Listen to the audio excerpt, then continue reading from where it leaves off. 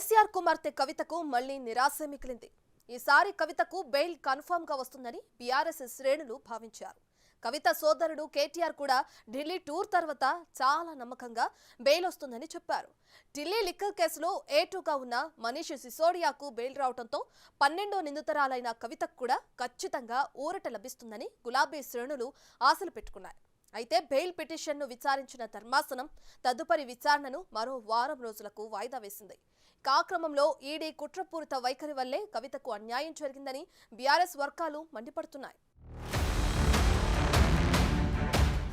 Bail పై భారీ ఆశలు పెట్టుకున్నప్పటికీ కేసీఆర్ కుమార్తె కవితకు మరోసారి నిరాశే ఎదురైంది. ఢిల్లీ మద్యం కుంభకోణంలో ఈ ఏడాది మార్చి 15న అరెస్ట్ అయిన బీఆర్ఎస్ ఎమ్మెల్సీ కవిత 156 రోజులుగా జైల్లోనే ఉన్నారు.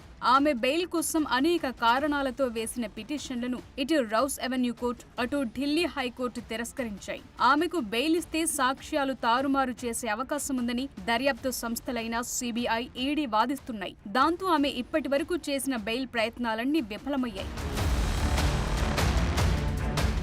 ఇటీవల కవిత ఈడీ, సిబిఐ దాఖలు చేసిన కేసుల్లో తనకు బెయిల్ ఇవ్వాలంటూ సుప్రీంకోర్టును ఆశ్రయించారు. ఈ కేసులో ఢిల్లీ మాజీ ఉప ముఖ్యమంత్రి మనీష్ సిసోడియాకు బెయిల్ రావడంతో కల్వకుంట్ల కవిత కూడా తనకు బెయిల్ వస్తుందన్న నమ్మకంతో ఉన్నారు. కానీ సర్వోన్నత న్యాయస్థానంలో కూడా ఆమెకు నిరాశ ఎదురవుతోంది. కవిత అనారోగ్యంతో బాధపడుతున్నారని, బరువు కూడా చాలా తగ్గారని, మెడిసిన్స్ వాడుతున్నారని ఆమె సోదరుడు కేటీఆర్ మీడియా చిట్చాట్లో వెల్లడించారు. ఈ కేసులో ఢిల్లీ ఉప ముఖ్యమంత్రి మనీష్ సిసోడియాకు బెయిల్ వచ్చిందని, దాంతో ఈ కేసులో కవితకు కూడా బెయిల్ వస్తుందని ఆశాభావం వ్యక్తం చేశారు. 155 రోజులుగా ఏదైతే వారు వేదన అనుభవిస్తా ఉన్నారో తప్పకుండా అత్యున్నత న్యాయస్థానంలో న్యాయం లభిస్తుందని చెప్పి కూడా మనస్ఫూర్తిగా ఆశిస్తూ. అయితే కేటీఆర్ ఆశలు ఫలించలేదు. మొత్తానికి ఈసారి కూడా నిరాశ ఎదురైంది. సుప్రీంకోర్టులో కవిత పిటిషన్పై విచారణ రెండోసారి కూడా వాయిదా పడింది. బెయిల్ పిటిషన్పై కౌంటర్ దాఖలు చేయాలని ఈడీ టైం అడగటంతో ధర్మాసనం ఈ నెల 27కు విచారణ వాయిదా వేసింది.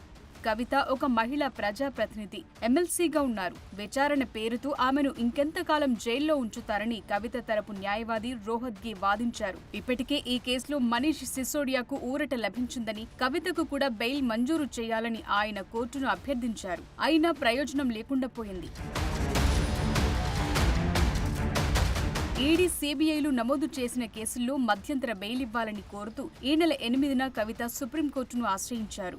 ఆమెకు బెయిల్ ఇవ్వటానికి నిరాకరిస్తూ ఢిల్లీ హైకోర్టు జూలై 1న తీర్పిచ్చింది. దాన్ని ఆమె సుప్రీంకోర్టులో సవాల్ చేశారు. ఆ క్రమంలో రోహత్గి వాదనల సమయంలోని కనీసం మధ్యంతర బెయిల్ ఇవ్వాలని న్యాయస్థానానికి విన్నవించారు. అందుకు అంగీకరించని సర్వోన్నత న్యాయస్థానం ఈడీ, సిబిఐలను కౌంటర్ దాఖలు చేయాలని ఆదేశించింది. వారి అభిప్రాయాలను వెల్లడించిన తరువాతే వాదనలు వింటామని, అప్పటి వరకు ఆమెకు మధ్యంతర బెయిల్ ఇవ్వలేమని స్పష్టం చేసింది. జైల్లో ఉన్న కవితను బయటకు తీసుకొచ్చేందుకు ఆమె కుటుంబం తీవ్ర ప్రయత్నాలు చేస్తోంది. ఈ క్రమంలో హరీష్ రావు, కేటీఆర్ 4-5 రోజుల పాటు ఢిల్లీలో మకం వేశారు. ఆ సమయంలో కవిత బెయిల్పై సీనియర్ న్యాయవాదులతో సంప్రదింపులు జరిపినట్టు వార్తలొచ్చాయి. ఖచ్చితంగా బెయిల్ వస్తుందని వారు ఆశాభావం వ్యక్తం చేస్తూ వచ్చారు. అయితే ఈసారి కవిత బెయిల్ పిటిషన్పై సిబిఐ కౌంటర్ దాఖలు చేయగా ఈడీ ఇంకా చేయలేదు. కౌంటర్ దాఖలుకు సమయం కావాలని సుప్రీంకోర్టును కోరగా న్యాయస్థానం సమయం ఇచ్చింది. తదుపరి విచారణను 27వ తేదీకి వాయిదా వేసింది. ఇదంతా కవితను మరిన్ని రోజులు జైల్లో ఉంచడానికి జరుగుతున్న కుట్ర అంటున్నారు బీఆర్ఎస్ సీనియర్లు. జైల్లో 5 నెలలు అవుతా ఉంది. జైల్లో ఉన్నారు. ఆమె ఒక లేడీ. మరి ఆల్రెడీ మనీష్ సిసోడియా గారికి బెయిల్ ఇచ్చినారు కాబట్టి ఈమెకు కూడా బెయిల్ ఇవ్వాలి అని చెప్పి మరి అభ్యర్థించినారు కోర్టు వారిని. అయితే దాంట్లో ఈ సిబిఐ వారి తరఫున మాట్లాడుతూ, వాళ్ళ అడ్వకేట్ మాట్లాడుతూ ఇంకా ఈడీ ఇంకా కౌంటర్ ఫైల్ చేయలేదు అని చెప్పినారు. అయితే దానికి మరి కోర్టు వారు అసహనం వ్యక్తం చేశారు. ఈ ఇంకా కౌంటర్ ఫైల్ చేయకపోవడం ఏంటి అని చెప్పి అసహనం వ్యక్తం చేసినారు. తొందరగా అంటే రేపు థర్స్డే లోపల కౌంటర్ ఫైల్ చేయండి. ఫ్రైడే నాడు వీళ్ళ రిజైండర్ ఉంటుంది. తర్వాత ఇమీడియట్గా వచ్చే మంగళవారమే మళ్ళీ హియరింగ్కి పెట్టినారు. అంటే తొందరగా చేయండి అని వారు సిబిఐని, ఈడీని కూడా వారు ఆదేశించడం జరిగింది. లేట్ చేస్తున్నారు అన్న అసహనం కూడా వ్యక్తం చేసినారు.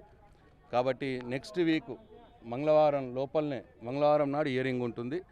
ఈ వీక్ థర్స్డే లోపలనే వాళ్ళు కౌంటర్ దాఖలు చేయమని ఆదేశం ఇచ్చినారు ఈడీ వారికి.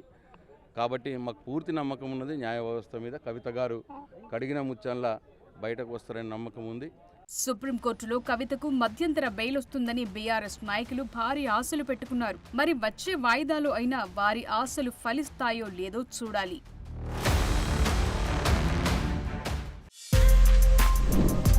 For more videos like this, subscribe Big TV channel.